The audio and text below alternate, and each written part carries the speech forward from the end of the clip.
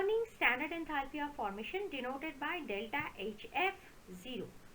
It is defined as the change in the enthalpy that accompanies the formation of 1 mole of any compound under standard temperature and pressure conditions of 1 bar and 298 Kelvin.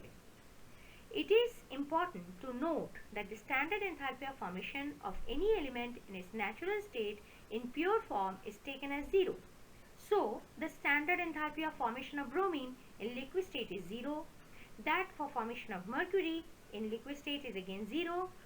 Again, for formation of oxygen, it is in gas state, the standard enthalpy of formation will be 0, because those are all in their elemental natural state at STP conditions, that is standard temperature and pressure conditions.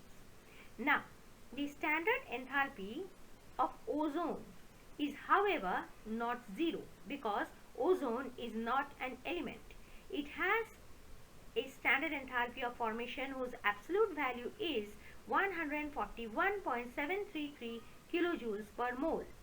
The standard enthalpy of formation becomes important in chemical calculations, as it is essential to find the enthalpy of reaction, sometimes using data from the standard enthalpy of formation. What do we calculate? We calculate the enthalpy of reaction. For example, we have here enthalpy of reaction we are going to calculate. It is denoted as delta H Rxn. It is defined as the difference between the total enthalpy of the products and the total enthalpy of the reactants under standard conditions.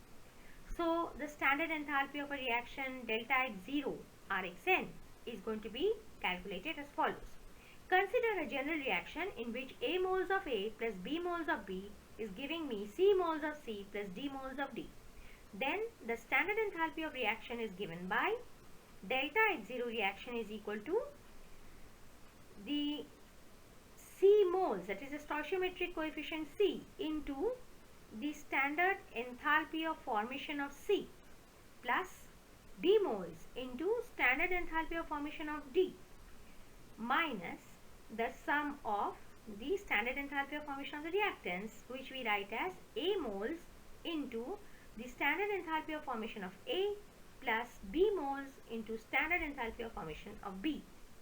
Therefore, delta H reaction in the standard form is equal to summation of n times delta H0F of products minus delta summation of m times delta H0F of reactants, where n is the number of moles of products, m is the number of moles of reactants. They need not be same, as you have seen here.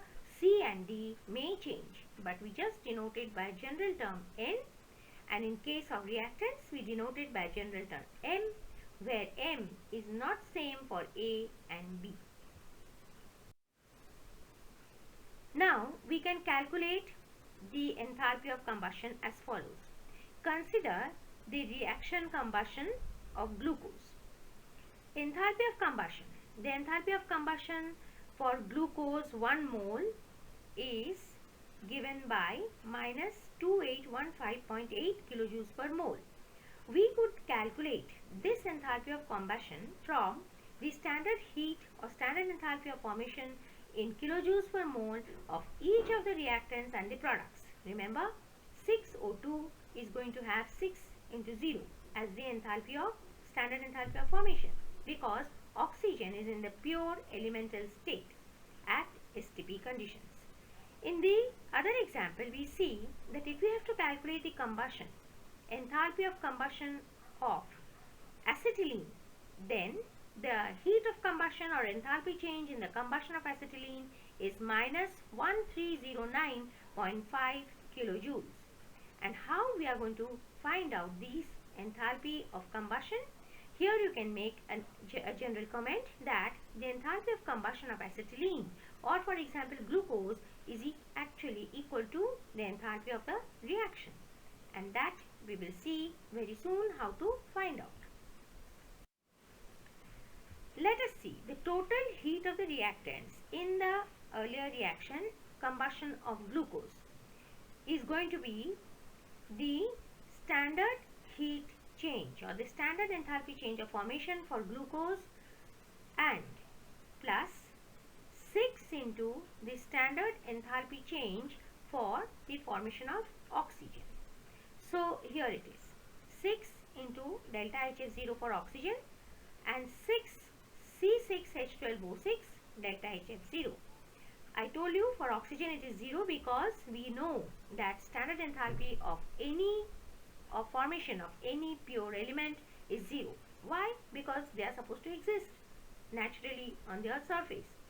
Now, we don't have to create them. Of course, not that we can't make them. But that's a different question. When they occur naturally, we assume it that the standard enthalpy of formation of these naturally occurring elements in their pure state at STP is 0. So we have here, it is the standard enthalpy of formation for glucose is minus 1260. So the total enthalpy of the reactants then becomes equal to minus 1260 plus 0 kilojoules, that is minus 1260 kilojoules. Now the total enthalpy of the products is equal to summation of 6 times, because there are 6 moles of the standard enthalpy of formation of carbon dioxide plus 6 times the standard enthalpy of formation of water in kilojoules, that is 6 into minus 393.5 plus 6 into minus 285.8. This data has been given to us, and when we add the right hand side we get it as minus 4075.8 kilojoules. Therefore, the total change in enthalpy of the reaction is the total change in enthalpy of products under STP conditions minus total change in enthalpy of reactants under STP conditions. And that comes out to be equal to minus 2815.8 kilojoules. When we have subtracted here, the sign of these two have changed. Minus into minus has become plus, and we get this answer of minus 2815.8 kilojoules.